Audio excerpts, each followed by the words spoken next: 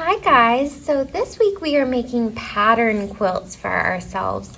And the first thing that you'll need for this project is some paper.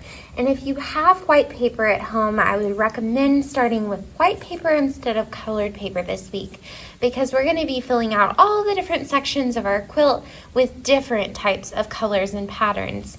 However, for the material that you're using, you can pretty much use anything that you want for this project. So paint would be awesome, colored pencils, crayons, markers, whatever you have on hand is perfect. I would also recommend having a ruler or something with a straight edge. And remember, when we're using our ruler, we're laying it flat. We're holding it really firmly with one hand in the middle, and then we're dragging our pencil across the side of it.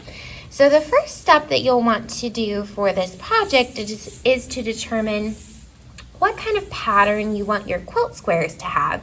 So quilts have all different kind of typical patterns. They call them quilting blocks.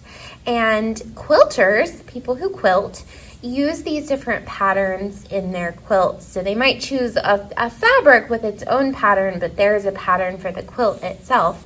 So you can do something really simple, like you could do triangles, squares, you could do a circular pattern, you can do something with X's. If you're not sure what to do, take a look online using a safe search engine, or take a look at our slides. I have some different ideas for some different patterns that you could do.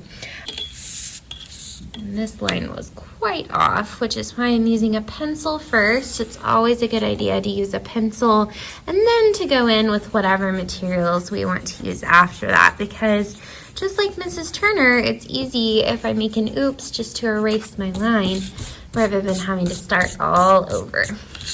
Okay, so I think in each of these squares, I really want mine to look like a quilt.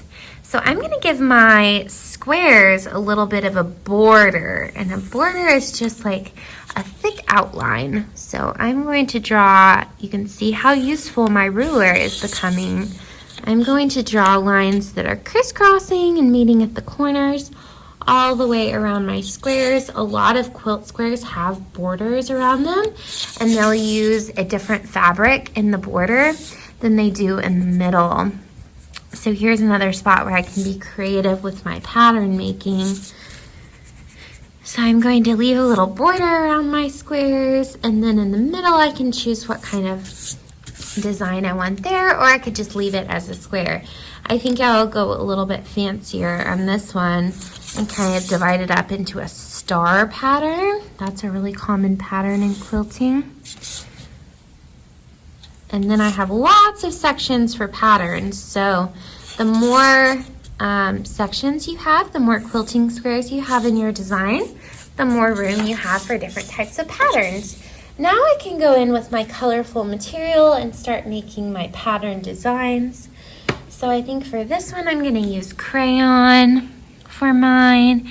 And I'm gonna choose some really simple patterns. Remember that anything can be a pattern as long as it repeats itself over and over. So if you love like unicorns, you could repeat unicorns over and over in your quilt, and that could be a pattern.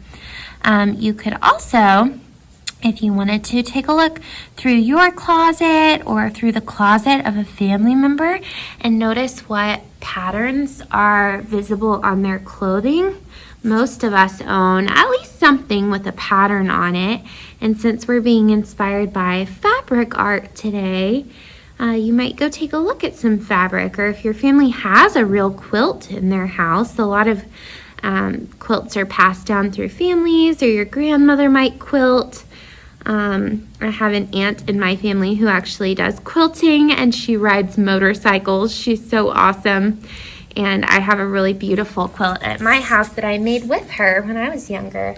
So I'm filling in all of these different sections with.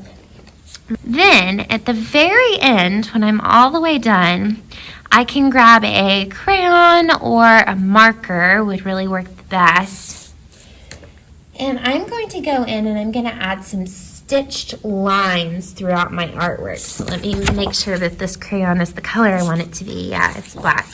Okay, so all along my lines, my pencil lines, which hopefully you can still see on your art, I am going to go through and I'm going to add some stitch marks so it looks like my art is really stitched together. And I don't want to do my stitches straight because I want them to look sewn and a little bit 3D.